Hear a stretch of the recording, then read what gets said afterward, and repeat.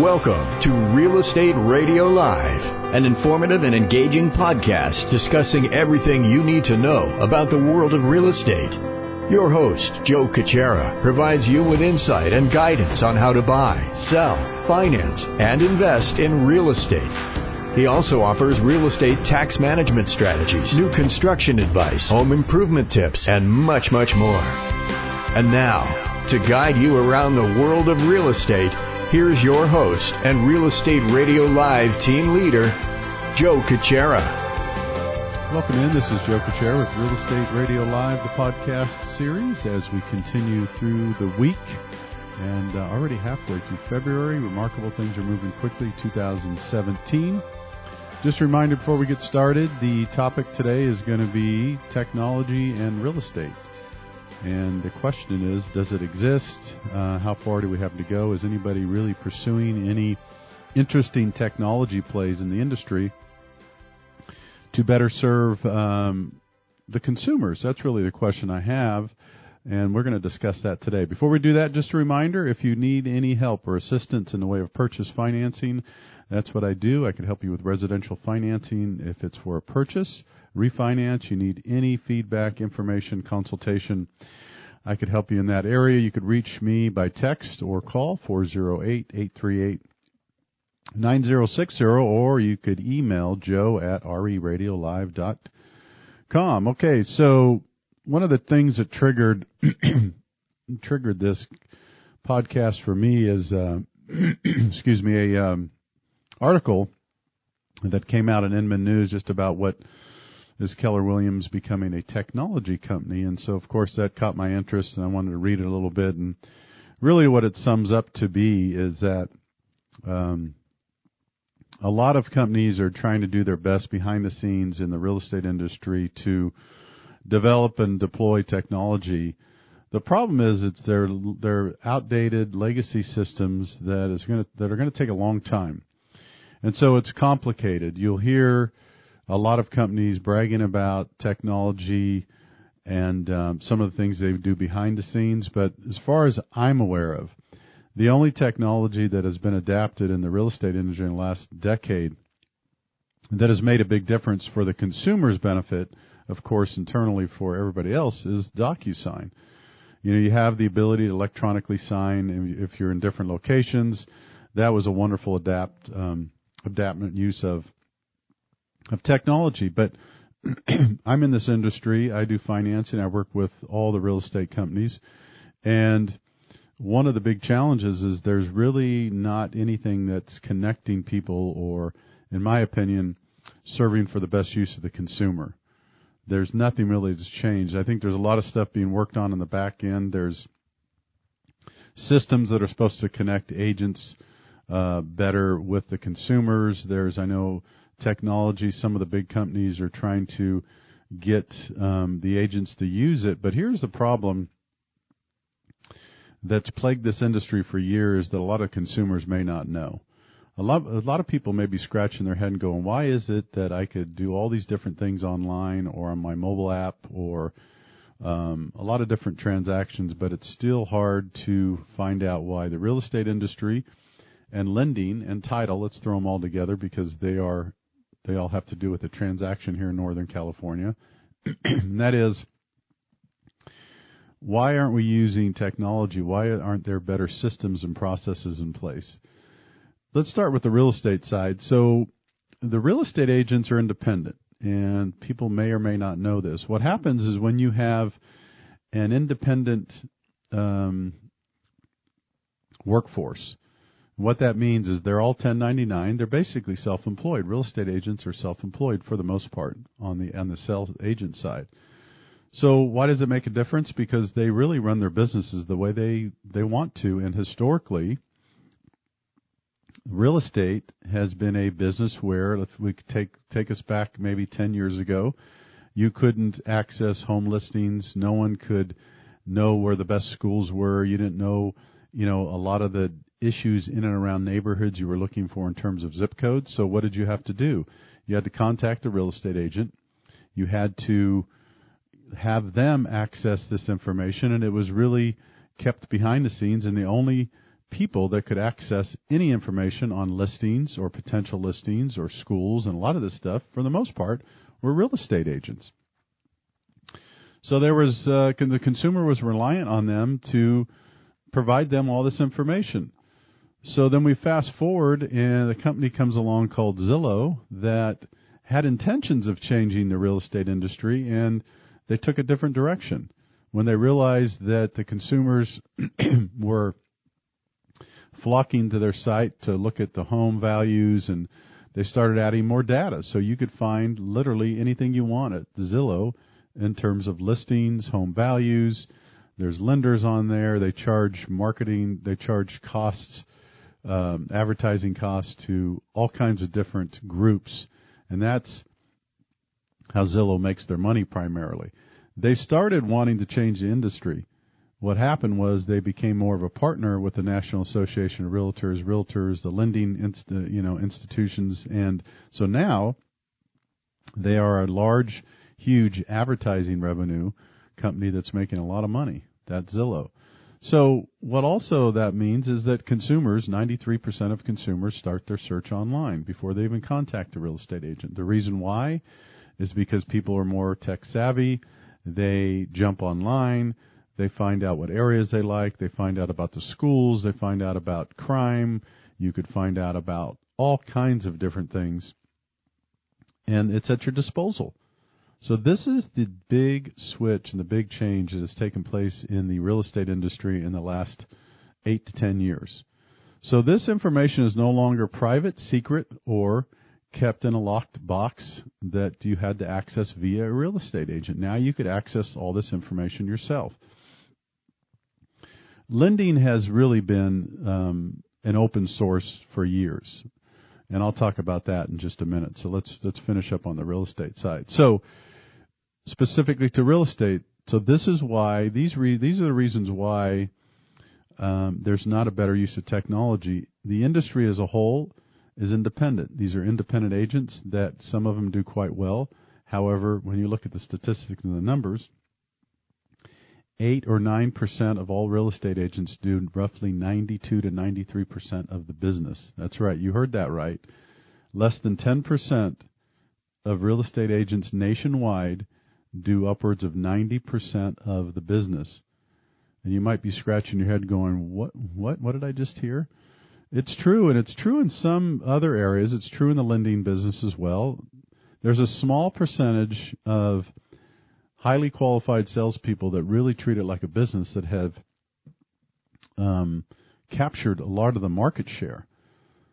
So even though there's thousands and thousands and thousands of real estate agents, very few of them do the majority of the business. So because they're independent, even if a company like Coldwell Banker, which I know they've tried, Keller Williams, Intero, Alam Panel, there's several others that spent millions of dollars on a back-end program trying to improve the processes or communication or systems in which consumers communicate with real estate agents, title, and lenders during the sell or buy transaction. Here's the problem. They can't force them to use these systems. So Coldwell Banker and some of these other companies, it doesn't matter, Intero or anybody else, I know that they're looking hard and they're strong and they're really motivated and committed to improving technology. But the big challenge that they have is this.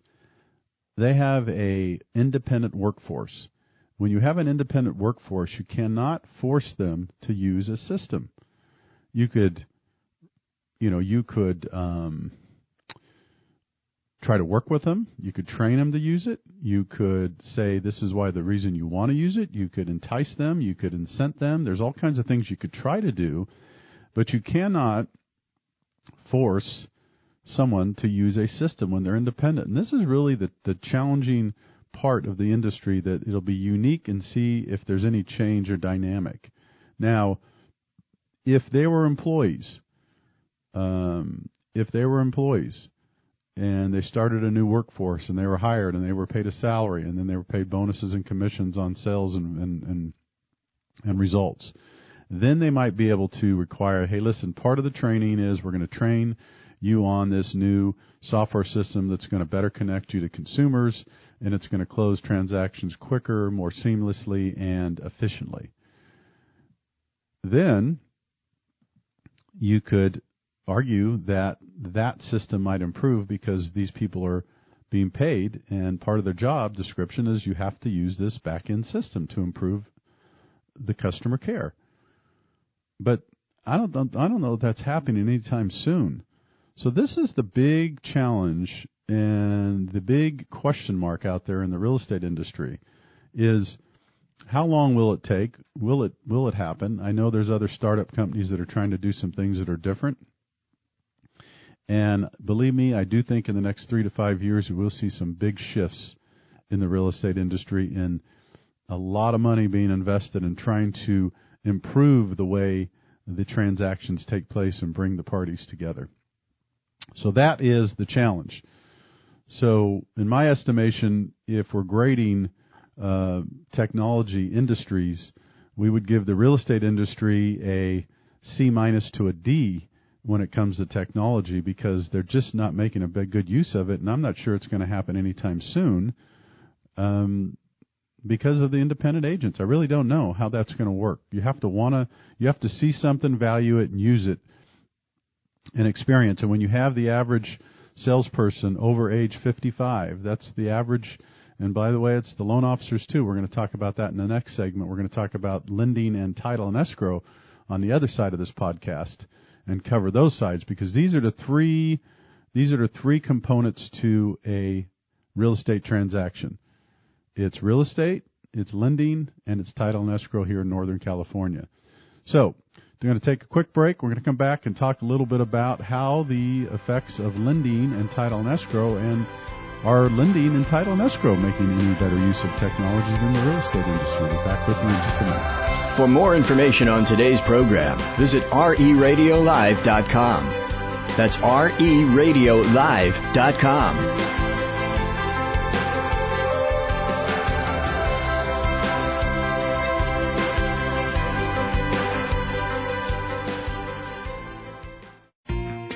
Hi, this is Joe Kuchera of Real Estate Radio Live. Thanks for tuning into our podcast. We are your go-to resource for all aspects of real estate, including buying, selling, refinancing, building, and legal and tax advice, and much more. You can subscribe to Real Estate Radio Live podcast on iTunes and Stitcher to listen to an engaging discussion about anything and everything real estate. So make sure you get our app, RE Radio Live, in the iTunes store to follow the show. Welcome back to Real Estate Radio Live. For more information on today's topic or guests, just visit RERadiolive.com. That's RERadiolive.com. Again, your host for today's edition of Real Estate Radio Live, Joe Kuchera. Welcome back in. Joe Kuchera with Real Estate Radio Live, the podcast series. The topic today is technology. Is there any changes in the way we use technology to better serve the consumer in the real estate industry? So the first part of the podcast, I covered the real estate specific industry and why it's a huge struggle and it's going to be a huge ship to try to turn the corner and add technology. The primary reason, if you didn't catch the first part of the podcast, go back and listen to it, but it's because real estate agents are independent. And you cannot, it's almost impossible to get someone independent to use a system or process that they don't want to use. And if it's not tied to revenue, or if you can't convince them, hey, listen, you could make more money, it's going to be tough to have them use those systems. Now, the tough part is they might be saying, hey, this is going to be better for the consumer to better connect consumer, real estate agent, lender, title, escrow. But many still aren't going to use it unless they're forced to use it, or unless their competition starts using it and people come to them and say, listen, Joe, I love you as a real estate agent or a lender, but these guys over here are making a better use of technology and it's a more seamless transaction. How come you guys aren't adapting this technology? So let's talk about lending now, and there's the three components to the transactions in Northern California. Most of you know that you could be listening that live in other areas of the United States, and those things really apply differently to each state, county, and location. So here we're going to specifically talk about lending and title and escrow, because these are the three components to a purchase or sales transaction. So if you take a traditional, let's say someone sells their home and then they go buy another home, they have a loan, they're going to have title and escrow fees, charges on both sides of the sell and the buy. So the question is, how about lending? We talked a little bit about the real estate industry. Financing, lending, are they, what are they doing with technology? Now, a little bit better. I'll give lending a grade at the end of my podcast, as I will title and escrow. I gave the real estate industry a C- to a D for their use of technology. So lending, they've done a little better job. There are some that do better. The bank that I work for, I could tell you I'm partial, because they make the best use of technology in many different ways, better than anybody I've seen. New American Funding does a great job. A lot of electronic transaction. When you do your e-signatures, e-consents, there's a lot of stuff that's done online electronically that really makes the process go quicker and allows people to do things without printing and signing. There's still a little bit of that, but a lot of it has been eliminated. So that's good. There's been efforts to do that. The challenge in the lending industry is compliance and regulation. There's still, with Dodd-Frank, there was huge clamps that came down on the way we disclose, the way we document. A lot of this stuff is extremely cumbersome still, hard to understand for the consumer. It was supposed to be better, but in my opinion, it is not. So a lot of documents, a lot of confusing stuff in lending. Some of them are making some improvements. Some of the lenders are making some improvements. I could tell you that the ones that are probably making the best improvement with technology are the younger companies like New American Funding that came into this with a passion and a commitment and an objective to make the better use of technology. I'll give credit to the company that has no bricks and mortars, and that's Quicken Loans. They talk about the Rocket Mortgage. So that's mostly marketing. You may have heard me say this before. The Rocket Mortgage is mostly a marketing ploy.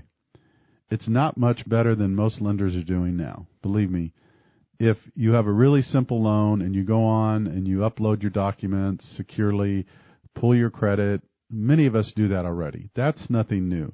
They're marketing it as something new. It's not new. So that's just a marketing ploy with Rocket. I give them credit. I mean, that seems to be working. Their statement is that, hey, if you work with us with Rocket Mortgage, we're going to get your loan done quicker, and it's not true. It's just not true. If the loan is easy, and if you're a W-2 income earner, and there's nothing tricky about your pay or assets or where anything's coming from, you can get a loan done in 10 days. Seriously, it's not that difficult. But because you have to disclose and there's waiting periods between all these disclosures, it's almost impossible to get a loan done in less than 15 days. It really is. That's the quickest, because of the time periods and the waits for a lot of things that take place legally and compliance-wise with lending. So Rocket Mortgage doing a little bit of better job, a little bit better use of technology. Quicken Loans, I have to give them credit. They are doing that. No brick and mortars, so they have spent a lot of time and energy trying to improve their systems behind the scenes and make a better use of technology and communications. So most of the major lenders have not. Matter of fact, most of the major lenders are really skeptical about doing a lot of stuff online. So if you look at the big three, I'll call Wells Fargo, Chase, and B of A. I know there's a few others out there, Citi, but let's talk about those. The majority, Wells Fargo, B of A, Chase, have done a terrible job with technology. Very little use of technology for the consumer. And again, part of it's because it's legacy systems. They've been doing the same thing so long. And I'll be honest, the other part of it is a lot of these people running these companies are older and they're stuck in their ways, and they're representative of board of directors, and they have to appease the shareholders, and they're afraid to make big changes. And I know that everybody talks about technology. There's a technology budget. So in general, lending, part of the three things I've talked about in a real estate transaction, I would give lending an overall maybe C to C minus, a little bit better. They've done a little bit better job in technology than the real estate industry, but not much. Where I would give the real estate industry a C minus to a D, I would give the lending maybe a C to C minus. So they're maybe a hair better. I would say that some of the lenders are doing a better job with technology. And so we'll see. We hope that the future presents itself where that could be a little bit better. Title and escrow. So this is a specific need that if you're in Northern California and many places in the United States, you have to have independent third party, part of a real estate transaction that is totally separate, that handles the funds. So there's not a conflict of interest. So in Northern California here, we have title escrow. Title insurance that's required. Escrow are the fees they charge for doing business. I could tell you that so the title escrow side, they've spent a lot of money in investing on security, private security. Here's the issue. There's a lot of wiring of funds. There's fraud out there. So title and escrow has spent a lot of money and resources trying to figure out how do they best protect their firewalls and back-end systems so they're not hacked and people fraudulently get a hold of money that's being wired. That's the biggest problem that they have. So let's talk about, so we got to give them credit for working on that, but let's talk about, have title and escrow, have they invested any kind of money into improving the overall transaction between real estate company and lending? No. Very little. Very little, and because they're the third party, and they're the party, unfortunately, that's often forgotten about, even though we need them and they do a great job, that we don't seem to want to tie them in. Now, don't be misled when real estate companies, and this is a really one of the things real estate companies are good at, they'll say, hey, this is great news. We've partnered with ABC Title. For your convenience, this is who we use. They're in-house. They're our partner. Don't get that confused with convenience. They do that for another revenue stream. They do that for their bottom line. They do that to raise more money. They do that because there's joint ventures when they partner with lenders and title companies. So if you're working with a real estate company and they say, hey, great news, we have an in-house lender and an in-house title company, don't be confused that that's going to mean better service. I'm not saying it wouldn't sometimes. The primary driver for having in-house title and in-house lending, and by the way, the CFPB is coming after this, especially with lending, because it's a conflict of interest. It's steering in their eyes. They do it for another source of revenue as joint ventures. They don't do it by saying, hey, we're going to partner with a lender to make your life easier and to make a better use of technology because we're excited about what we could do together on the back end to improve customer care. It's just the opposite. They do it for another revenue source. So don't be confused by that. And don't feel like you have to use a certain lender or title company. Use the one that is really more comfortable for you and the one that's going to provide you the best service and rates and fees. So title company, as we wrap things up, title company, I would give, again, a C minus to a D in technology, maybe even worse. They have done nothing to improve. I know they're spending a lot of money, and don't get me wrong, they're protecting the consumer's funds behind the scenes, and that's their primary objective. But in terms of being a real estate partner in the transactions, the title company has not spent very little resources in technology to better connect the consumer in a transaction, in a purchase transaction in Northern California we're specifically speaking to. All right, that about wraps things up. Again, if you want to check out more of the podcast, go to reradiolive.com and give us your review, or go to iTunes and download the podcast. Until next time, take care, and thanks for checking in.